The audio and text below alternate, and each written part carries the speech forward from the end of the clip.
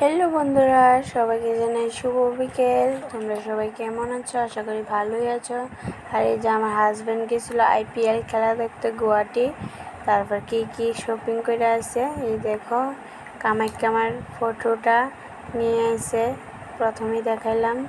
তারপরে এই যে আমার ছোট মাম্মামের জন্য একটা ড্রেস নিয়েছে। ড্রেসটা কিন্তু খুবই কিউট, খুবই সুন্দর আছে ড্রেসটা।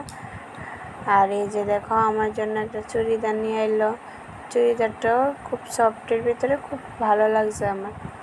আর এই যে আমার পাপার জন্য একটা প্যান্ট স্যুট নিয়ে এসে, তারপর একটা গেঞ্জি সেট, এই যে গেঞ্জি প্যান্ট সহকারে